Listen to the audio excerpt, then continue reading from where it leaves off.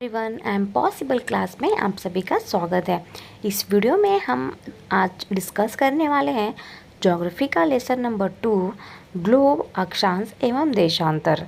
ठीक है, ये चैप्टर हमने ऑलरेडी स्टार्ट कर लिया है और इसका हमने काफ़ी हद तक ख़त्म भी कर लिया है। आज हमें न्यू टॉपिक पढ़ना है जो है महत्वपूर्ण अक्षांश।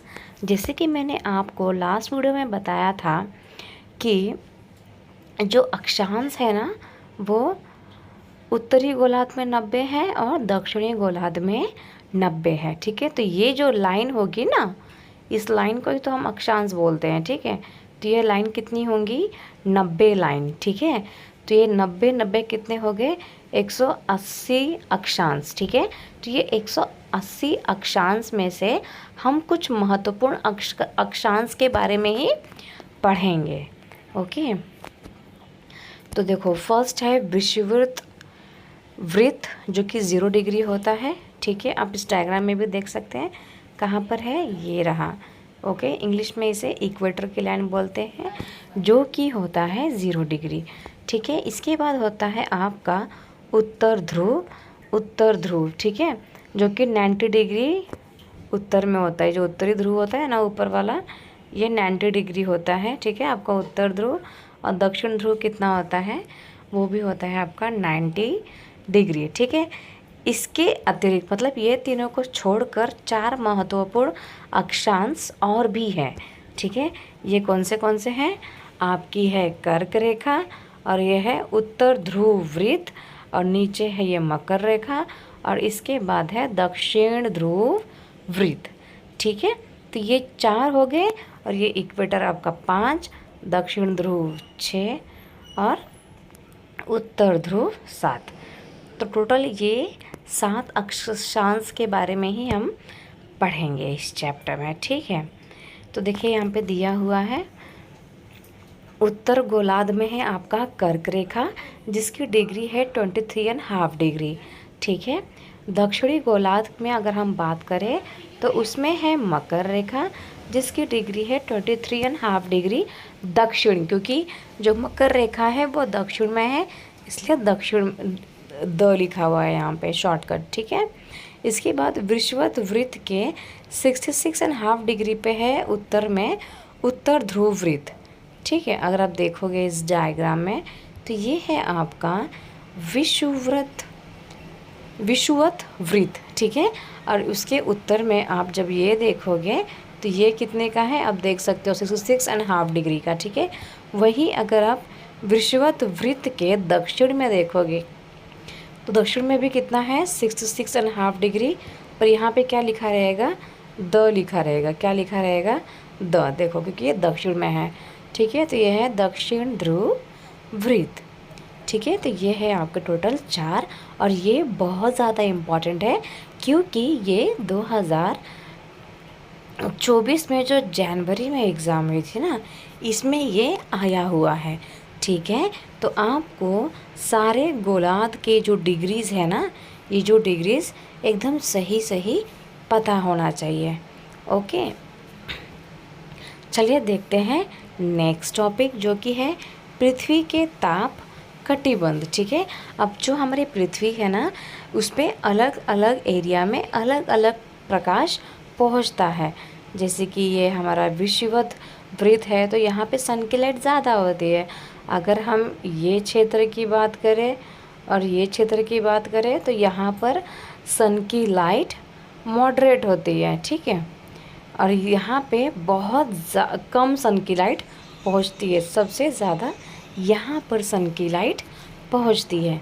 ठीक है, तो चलिए देखते हैं। तो कर्क रेखा एवं मकर रेखा के बीच के सभी अक्षांशों पर सूर्य जो है वो वर्ष में एक बार दोपहर में सिर के ठीक ऊपर होता है, इसलिए इस क्षेत्र में सबसे अधिक ऊष्मा प्राप्त होती है और इस एरिया को उष्णकटिबंध कहा जाता है। चलिए देख लेते हैं कर्क रेखा और मकर रेखा के जो बीच वाला प्लेस है। ठीक है, तो ये है आपका कर्क रेखा 23.5 डिग्री उत्तर, और ये है आपकी मकर रेखा 23.5 डिग्री दक्षिण। अब ये जो बीच वाला एरिया है उसको क्या बोला जाता है? उष्णकटिबंध एरिया, ठीक है, क्योंकि इस एरिया में सन जो होता है साल में एक बार एकदम सिर के ऊपर होता है, मतलब एकदम बीचों बीच होता है, ठीक है। तो यहाँ पे सन की लाइट सबसे ज़्यादा पहुँचती है, और वैसे भी सन की लाइट सबसे ज़्यादा इस एरिया में ही पहुँचती है, क्योंकि सन की लाइट स्ट्रेट सबसे ज़्यादा इसी एरिया में आती है, ठीक है। तो इस एरिया को कहा जाता है उष्णकटिबंधीय प्लेस, ठीक है, एरिया। अगर हम बात करें सन की, तो सन जो है ना, सन की जो लाइट है इस एरिया में थोड़ी सी तिरछी जाती है, ठीक है। ये जो ऑरेंज वाले एरिया है, तो इस एरिया को दक्षिणी शीतोष्ण कटिबंध कहा जाता है, जो मकर रेखा से लेकर दक्षिण ध्रुव वृत्त तक होती है। और अगर हम उत्तर की बात करें, तो ये जो रेखा है वो कर्क रेखा से लेकर उत्तर ध्रुव वृत्त तक होती है, ठीक है। तो इस एरिया को ऊपर उत्तरी शीतोष्ण कटिबंध कहेंगे और नीचे में दक्षिणी शीतोष्ण कटिबंध। चलिए एक बार पढ़ लेते हैं तो आपको ज़्यादा अच्छे से समझ में आ जाएगा, ठीक है। अब कर्क रेखा तथा मकर रेखा के बाद किसी भी अक्षांश पर दोपहर का सूर्य कभी भी सिर के ऊपर नहीं होता है, ठीक है ना। तो मतलब ये वाला जो एरिया है यहाँ पे सन जो है वो एकदम बीचों बीच सर के ऊपर ही होता है, ठीक है। अब देखते हैं, ध्रुव की तरफ सूर्य की किरणें तिरछी होती जाती है। अगर हम ये पोल की बात करें, है ना, ध्रुव, इधर हमारा सन बना देते हैं, ठीक है, ये हमारा सन है। तो यहाँ पर सन की लाइट स्ट्रेट आ रही है, ठीक है, बट यहाँ पे सन की लाइट पोल की तरफ, जैसे जैसे ध्रुव की तरफ सन की लाइट पहुँचेगी ना, वैसे ही वो तिरछी होती जाएगी, ठीक है। तो ये जो हमारा एरिया है, इस एरिया में सन की लाइट तिरछी पहुँचती है, ठीक है। सन की लाइट, ये हमारा कर्क रेखा, ये हमारा उत्तरी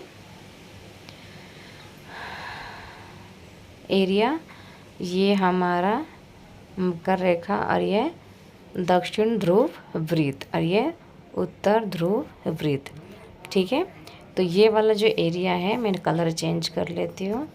तो ये वाला जो एरिया है हमारा, ये है उष्णकटिबंधीय एरिया। इस एरिया में बहुत ज़्यादा धूप होती है, ठीक है।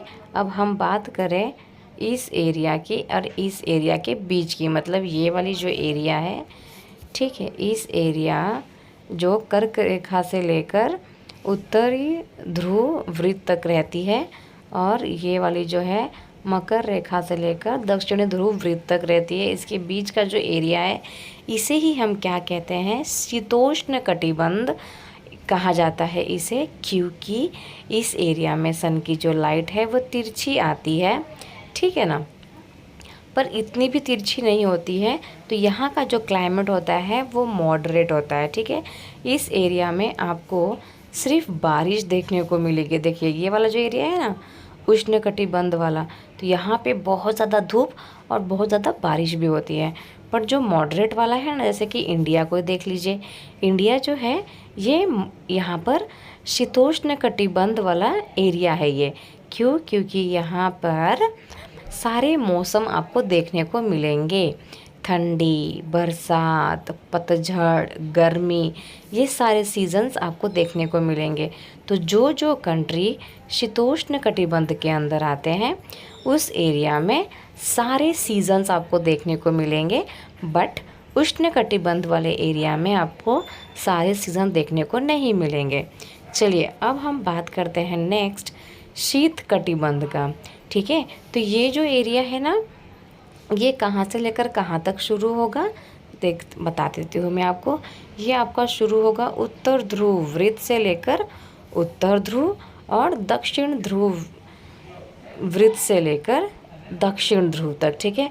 इसको बोलेंगे उत्तरी शीत कटिबंध, और इसको बोलेंगे दक्षिणी शीत कटिबंध। आपको पता है इस एरिया में सन की लाइट बहुत कम जाती है, बहुत मतलब बहुत ही कम, इसलिए इस एरिया को शीत कटिबंध कहा जाता है।